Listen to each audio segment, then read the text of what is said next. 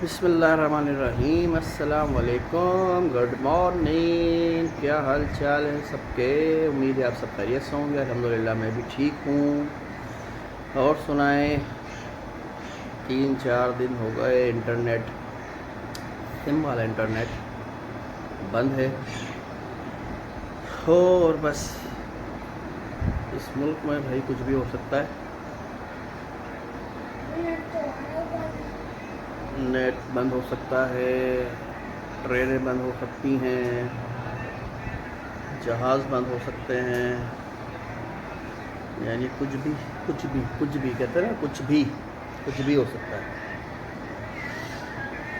चलें, खैर अल्हम्दुलिल्लाह सब ठीक ठाक है, खैरियत से हैं। बस बात यही है कि लोग हमारे यहाँ बहुत जल्दी मायूस हो जाते हैं, बहुत जल्दी उम्मीद छोड़ देते हैं। तो किसी के पीछे अपने मुल्क का जो है वो नुकसान कर लेते हैं, मुल्क की अमलाक को नुकसान पहुंचाते हैं। बड़ा अफसोस हुआ मुझे अभी कराची में कुछ दिन पहले जो रेड बसेस आई हैं पीपल्स बस के नाम से, वो जला दी गई, पथराव किया गया। देखें, सियासी इख्तलाफ या सियासी आपस में लीडरों की मोहब्बत हो, बिल्कुल हो, ठीक है, कोई बात नहीं है, सियासत होनी चाहिए। लेकिन जिस तरह की सियासत हमारे यहाँ होती है तो बस अल्लाह ही बचाए।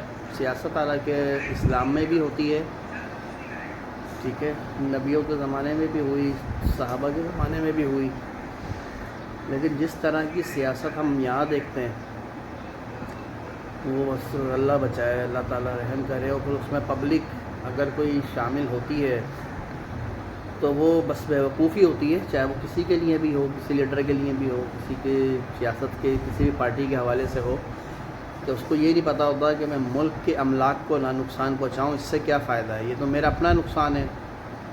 सिग्नल तोड़ना या बल्ब जला देना या रक्षा जला देना, आवाम की अमलाक, आवाम का जो प्रॉपर्टी है।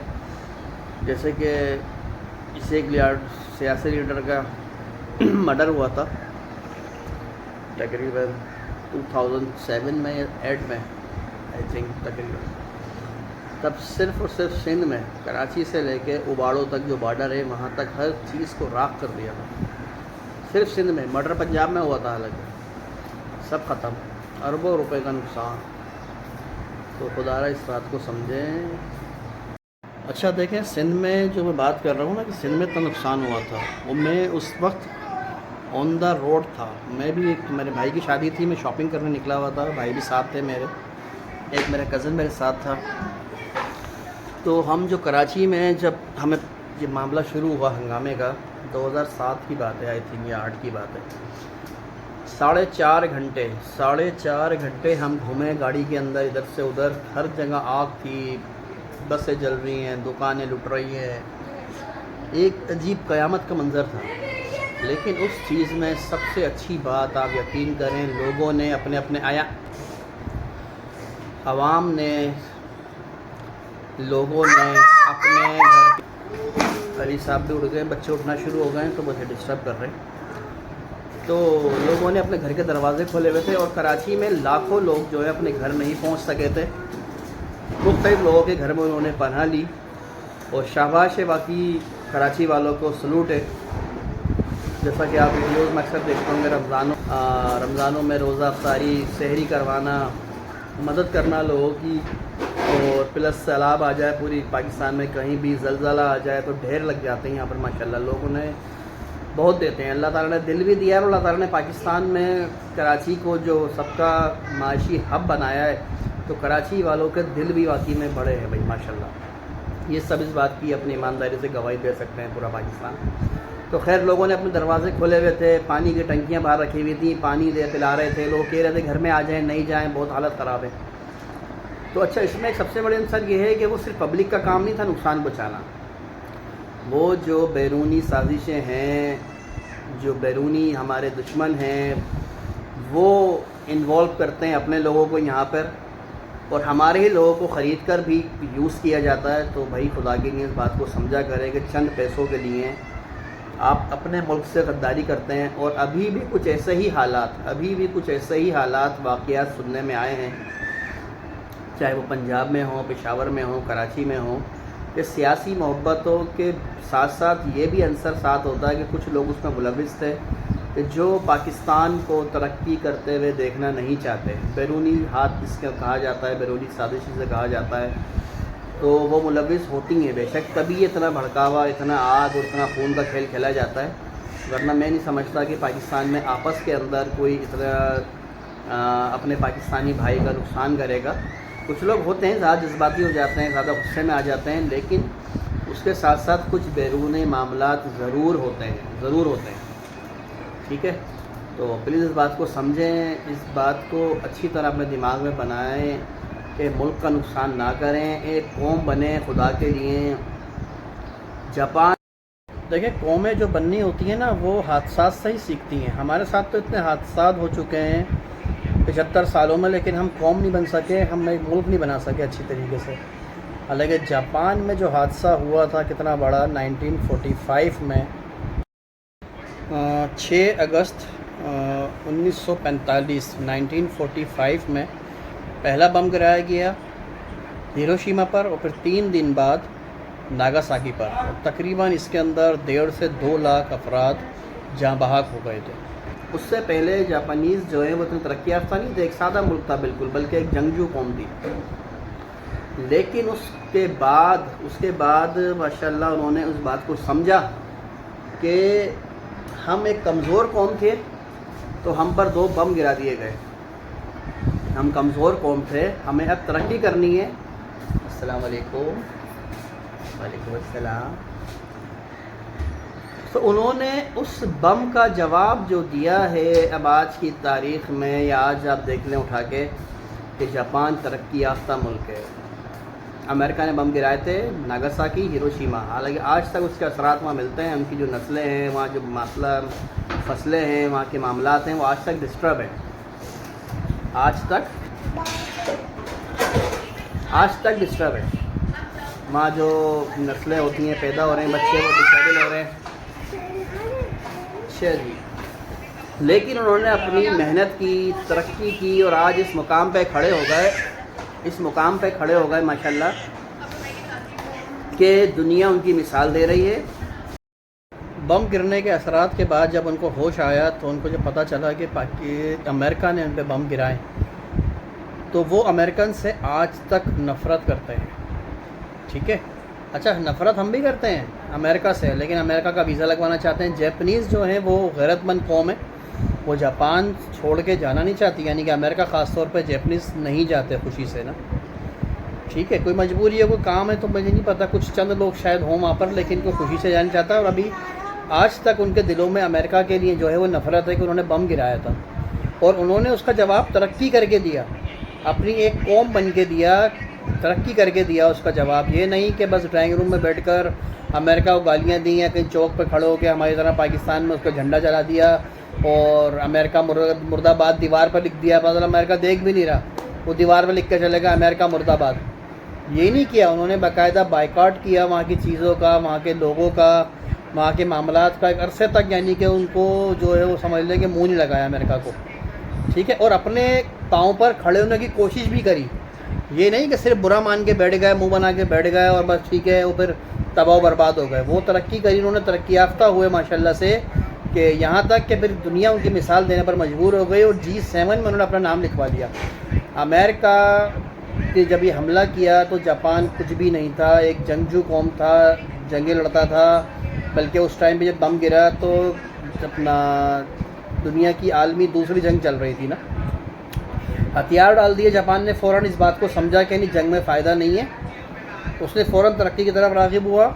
हालांकि जापान जो है वो हमारे बलूचिस्तान की तकरीबन रकबे के हिसाब से बलूचिस्तान जितना है, बस ज़्यादा बड़ा नहीं है जापान। लोगों को टीवी लेना हो, LED लेना हो, खिलौना लेना हो, तो मेड इन जापान चाहिए। हालांकि अब मेड इन जापान नहीं बनता, क्योंकि मेड इन जापान महंगा बहुत पड़ता है, तो अब तो मेड इन चाइना है हर जगह ना। तो इस बात का भी शुक्रिया है चाइना का कि भाई उसने हमें चीज़ें तो प्रोवाइड कर दी, वरना तो इस मुल्क में तो कोई सुई भी नहीं बन रही है, अल्लाह माफ़ करे। कि चले mobile, radio, TV, LED, bike का पार्ट्स, ये बाइक ले लें, या गाड़ियों के पार्ट्स ले लें, चाइना, ताइवान, चाइना। तो जापान के बाद चाइना ने ये बीड़ा उठा लिया है, और चाइना तो ठीक ठाक पूरी दुनिया के अंदर सप्लाई कर रहा है सारा माल। तो भाई खुदा की नहीं है, मेहनत करें, कुछ तरक्की करें, कुछ अपने मुल्क में अल्लाह के वास्ते। सिर्फ क्रिकेट टीम का जीत हार के ऊपर ना बैठें कि इंडिया से हम जीत जाएंगे तो हम सुपर पावर हो जाएंगे, हम सुपर हो जाएंगे। इंडिया हमसे बहुत आगे, खुदा के लिए और चीज़ों के लिए भी कंपटीशन करें। कंपटीशन करना अच्छी बात है, इससे बंदे का जज्बा जो है वो गर्म रहता है। लेकिन हम सिर्फ खेल कूद में और जो हमारा जज्बा बहुत बुलंद रहता है, इसके अलावा काम हमें कुछ नहीं करना। इंडिया आईटी में बहुत आगे है, इंडिया पढ़ाई में बहुत आगे है, ईरान हमसे बहुत आगे है। और अब तो मज़े की बात यह है कि अफ़गानिस्तान जो मुल्क 20 साल, बल्कि 90 से 20-22 साल समझ लें जंग में रहा, जंग में भाई उसकी करेंसी हमसे ऊपर है आज। जो मिसाल दी जाती थी बांग्लादेश की, टके के लोग, टका हमसे ऊपर हो गया भाई। टके के जो लोग हैं वो हमसे ऊपर चले गए, हम मिसालें देते रह गए। डॉलर, कल मैं डॉलर को देख रहा था, ऑफिशियली शायद 290 295 और ब्लैक में 325 320 315 में सेल हो रहा था डॉलर। और डॉलर तो समझ लो हमारा बाप है भाई, उसके बगैर तो यहाँ गुजारा ही नहीं है। और हम लगे में क्रिकेट जीत जाए, इंडिया हमसे आगे हो गया क्रिकेट में। अबे भाई इंडिया बहुत आगे है, हर चीज़ में आगे है। ईरान बहुत आगे, अफ़गानिस्तान हमसे आगे चला गया बड़ी चीज़ों में। मलेशिया चले जाएँ आप, मलेशिया 90s में ऐसा था जैसे हमारा लालू कैद उससे अच्छा था। हालांकि उस टाइम पर हमारा लालू कैद गोली मार उससे अच्छा होता था। मलेशिया, इंडोनेशिया, श्रीलंका पर्सनली मैं गया हूँ श्रीलंका, बहुत बेहतरीन। अभी तो खैर अभी उसकी क्राइसिस आ गए ना उधर तो हुकूमत की जो भी पॉलिसीज़ थी उसकी वजह से, लेकिन उसके बावजूद लोगों में शऊर, तमीज़, सफाई, बात करने का सलीका बहुत ज़बरदस्त। मलेशिया, इंडोनेशिया और श्रीलंका ये सब बेहतरीन, हमसे कई गुना आगे हो गए ये 20 साल के अंदर। और हम 20 साल के अंदर ये चले गए, हम रिवर्स हो गए। अफसोस की बात तो ये है कि हम जहाँ थे, जितना था वो भी नहीं खड़े रह सके, हम रिवर्स हो गए। कि भाई अपना नुकसान ना करें, तरक्की चीज़ें बनती बड़ी मुश्किल से हैं। अभी तकरीबन मेरे ख्याल से 75 सालों के अंदर ये इस साल अभी 2023 या 22 में कराची के अंदर ग्रीन बस, रेड बस, ऑरेंज बस की आमद हुई और उनकी सर्विसेज शुरू हुई। इस एक ही काम के अंदर मैं पीपल्स पार्टी को थोड़ा सा दुआएं देता हूँ कि चलो उन्होंने बस सर्विसेज शुरू तो करी, वरना तो कराची वाले चिंची पे आ गए थे। कोई टायर लगा के जा रहा है तो चिंची पे जा रहा है, कोई कोट पहन के जा रहा है बेचारा तो चिंची पे जा रहा है। तो बस चिंचियों को सफ़र रह गया था, मज़दाएँ ख़त्म हो गई थी, कोचेस ख़त्म हो गए थे। यानी ट्रांसपोर्ट के नाम पर मामला जो था वो बस फारिग था सारा। कुछ अरसे से अल्हम्दुलिल्लाह 2022 से समझ लें कि एक वफाक ने सर्विस शुरू करी ग्रीन लाइन बस की हिसाब से, फिर सिंध हुकूमत ने शुरू करी रेड बस, ऑरेंज बस, और एक अभी हाल ही में वाइट बस के नाम से भी आई थी वाइट बस। माशाल्लाह बहुत प्यारी बसें हैं, बहुत खुशी हुई देख कर कि चलो शुक्र अल्लाह का, कराची वालों के लिए भी कुछ ना कुछ तो मिला कराची वालों को, वरना कराची वाले देते ही हैं। जैसे एक बाप होता है ना तो सबको देता ही है वो। खैर ये शिकवे शिकायत सिर्फ मुझे अपनी आवाम से ही हो रहे हैं, ये हुकूमत से नहीं है। हुकूमत से अपनी जगह गिले अलग है, लेकिन आवाम को चाहिए कि किसी भी सियासी वाबस्तगी के अंदर इतनी अंधी ना हो जाओ कि अपने ही अमलाक को, अपनी ही प्रॉपर्टी को नुकसान पहुँचाओ, अपनी ही प्राइवेट किसी भी भाई की रक्षा, किसी की मज़दा, किसी की बाइक, तो उसका नहीं करें। खुदारा कब कौम बनेंगे, कब शऊर आएगा आपको, क्या करेंगे? दुनिया कहाँ से कहाँ जा रही है। लोग जो है वो चांद पे जा रहे हैं, मरीख़ पे जा रहे हैं, सैयारों पे जाने की तैयारी कर रहे हैं। हम यहाँ से अभी तक सही तरीके से, अच्छी तरीके से इस्लामाबाद नहीं जा सकते, हैदराबाद नहीं जा सकते।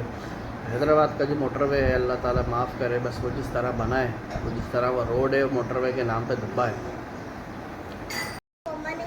अच्छा एक बात और है कि आजकल लोग बेरोज़गारी के हवाले से बहुत परेशान हैं कि बेरोज़गार हैं। हालांकि हर दौर में परेशानी के साथ साथ कहते हैं ना कि हर मुश्किलों के साथ साथ आसानी है। कुरान के अल्फाज हैं, अल्लाह ताला फरमाता है कि हर मुश्किल के साथ आसानी है। जितना मुश्किल दौर है, जितनी मुश्किलात नज़र आती हैं बज़ाहिर, लेकिन उतनी ही आसानियाँ हैं।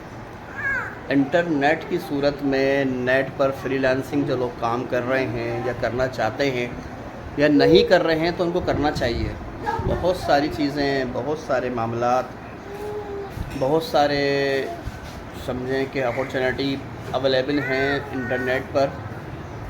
जैसे ये भी एक मैं जो अभी कर रहा हूँ, अभी जो मैंने वीडियो शुरू किया है, वीडियोस का सिलसिला, तो ज़ाहिर है इसमें अपनी बातचीत करने के साथ साथ एक अर्निंग का भी सिलसिला है अल्हम्दुलिल्लाह। तो लोग कर नहीं रहे। देखो, जिसको करना नहीं होता ना उसके लिए कुछ नहीं होता। जो करना चाहता है उसके लिए सारे दरवाज़े खुले हैं, उसके लिए सारी राहें खुली हैं, सारे दरवाज़े खुले हैं। चाहे पढ़ाई हो, पढ़ाई करें, अच्छी बात है। तालीम के हवाले से अगर करना चाहते हैं तो तालीम पे करें। अगर आप वीडियो बनाना चाहते हैं, एडिटिंग करना चाहते हैं, ट्रेडिंग करना चाहते हैं, इवन के ट्रेडिंग भी आप ये है कि आप मोबाइल पर, इंटरनेट पर कर सकते हैं, अपने कारोबार को फ़रोग़ दे सकते हैं। तो लोग लाखों डॉलर कमा रहे हैं, लाखों डॉलर कमा रहे हैं, लाखों डॉलर। एक मिनट, एक्सक्यूज़ मी। हेलो, अस्सलाम वालेकुम। तो जी व्यूअर्स, सॉरी कॉल आ गई थी। तो मैं कह रहा था कि करने वाले के लिए अल्लाह ताला राहें बनाता है, राहें खोलता है। मैं ऐसे लोगों को जानता हूँ पर्सनली कि जो लाखों dollar, 5 lakh 10 lakh dollar monthly कमा रहे हैं इंटरनेट से। अब वो चाहे ट्रेडिंग कर रहे हैं, व्लॉगिंग कर रहे हैं, पढ़ा रहे हैं या पढ़ रहे हैं, सीख रहे हैं चीज़ों को, एडिटिंग कर रहे हैं और लेक्चर दे रहे हैं या मोटिवेशनल वीडियो बना रहे हैं, जो भी कर रहे हैं लेकिन और उम्मीद से कर रहे हैं। हमारे यहाँ उम्मीद बहुत जल्दी छोड़ देते हैं लोग कि 1 महीना हो गया, 2 महीने हो गए, 4 महीने हो गए, कुछ भी नहीं हुआ, यार रिस्पांस नहीं आ रहा, व्यूज़ नहीं आ रहे, लाइक नहीं आ रहे। भाई अल्लाह ताला ने जस्तजू करने का, मेहनत करने का कहा है, बाकी नतीजा अल्लाह के हाथ में है। और सिला अल्लाह को देना है। जो रोज़ी आपके नसीब में लिख दी गई है वो इंशाल्लाह आपको हर हाल में मिलेगी। ठीक है, कहते हैं ना कि जो रोज़ी आपके लिए लिखी गई है वो चाहे 2 पहाड़ों के बीच में भी होगी तो वो आप तक अल्लाह ताला पहुंचाएगा। मेहनत आपको करनी है, जस्तजू करनी है, लगन करनी है। और जो रोज़ी या जो रिस्क आपके नसीब में नहीं है वो चाहे 2 होंठों के बीच में भी होगा तो वो आप तक नहीं पहुंचेगा। अक्सर औकात ऐसा होता है ना कि हम लोग कुछ खाना खा रहे होते हैं, कोई रिस्क खा रहे होते हैं, तो वो खेरा या निवाला होंठों के बीच में से भी गिर जाता है, नीचे गिर जाता है। और हुक्म क्या है? तो बस इस आज वीडियो का सबसे बड़ा जो मकसद है वो है सब्र। कोई लीडर गिरफ़्तार हो जाए या कोई बात हो जाए तो सब्र रखें, जिसमें इस्लाम में बार बार ये बात कही गई है कि नमाज से और सब्र से काम लें, अपने मुल्क की अमलाक को नुकसान ना पहुँचाएँ। दूसरी बात, इंटरनेट पर काम करें, बहुत अपॉर्चुनिटीज़ हैं, बहुत सारी हैं। आप अगर माशाल्लाह कुरान पढ़े हुए हैं, कुरान पढ़ाना शुरू कर दें। अगर आप दर्जी हैं तो दर्जी का काम सिखाना शुरू कर दें, वीडियो बनाना शुरू कर दें। जी गुड मॉर्निंग।